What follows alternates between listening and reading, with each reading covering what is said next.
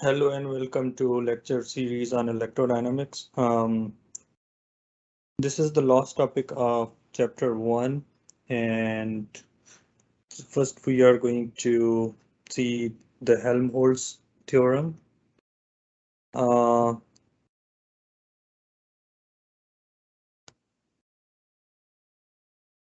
theorem.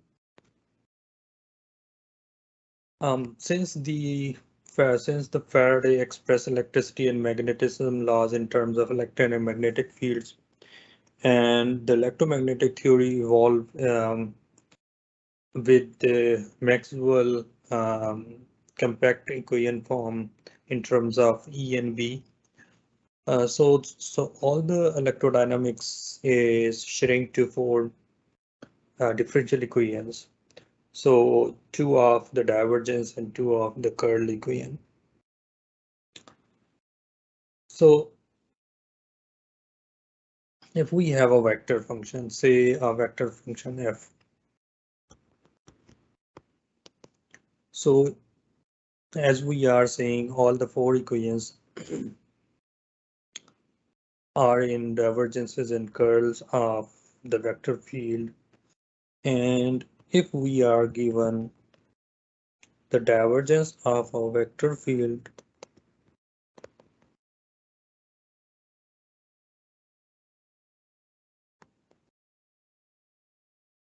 where D is scalar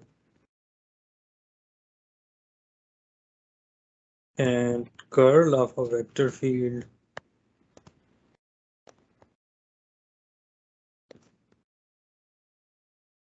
so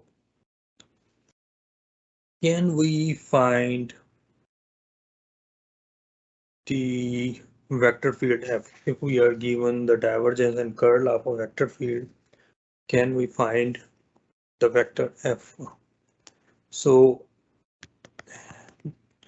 because we are saying we can describe our fields E or B, say F is express E and B. So given divergence and curl, can we find the vector field F? And additionally, we see that del cross F, then it will become del dot C is equal to 0. So as we know, the divergence of a curl of a vector field is 0. This is identity. So we are interested to find F if we are given divergence and curl. So one of the solution is if we have F is equal to 0. So this will satisfy del cross F and del cross. This is a trivial solution of these two differential equations. But what about this one? YZX plus ZX Y plus XYZ. So this will satisfy or not. But along with these to solve the differential equation, we need the boundary conditions. And for electromagnetics, we need the boundary conditions to solve any differential equation. So the common boundary condition for electromagnetic problem is we say the field F is approach to 0 at infinity. So with the boundary condition and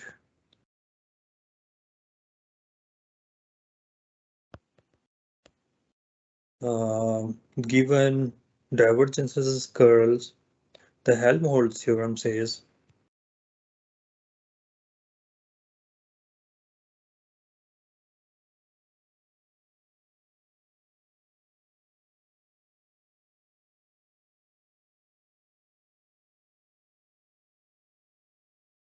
guaranteed that the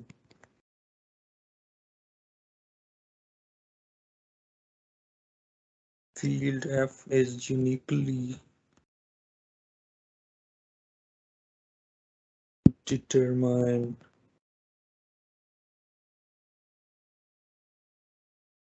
by its curl and divergence. Oh, divergence and curl. So the Helmholtz theorem is says if you have a function, you are given the divergence and curl of a some function, and if you are given the boundary condition, then um, you can uniquely determine the vector field F. So given the divergence and curl and along with the boundary condition, we can determine the function vector function uniquely. That's what divergence uh, Helmholtz theorem is. So with this condition or with this guarantee from the Maxwell equation, so we can move to potentials. So potentials are, if we have again vector field F and it is curlless, say del cross F is equal to 0. So we can define F is equal to minus del V. So the negative sign is conventional and we define V is scalar potential.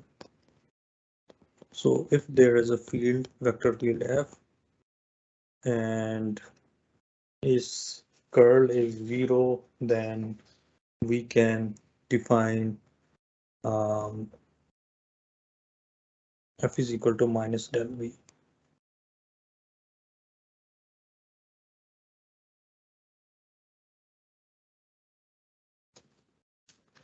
So it has the, we can call it theorem 1,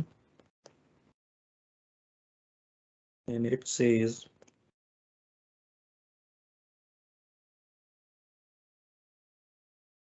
del cross F is equal to 0. So the field is curlless. B, the line integral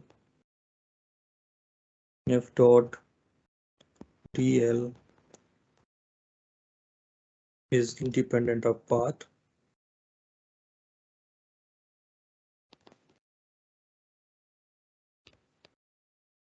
And depends on endpoints.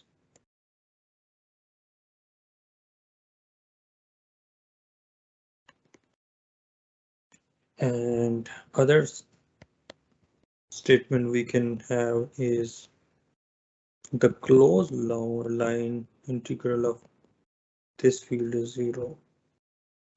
And then it is equal to minus V. Similarly, if we have whatever just free field, say we have del dot F is equal to 0, then we can define a vector potential.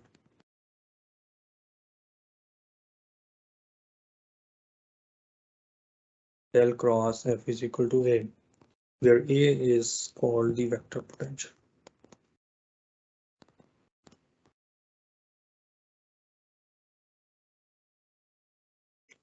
And again, it can be expressed, or we can say theorem 2.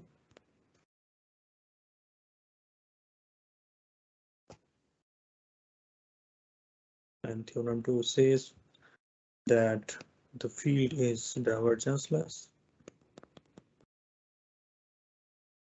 then you can say that f dot d surface integral is independent of path or surface enclosed. Only depend on the boundary line.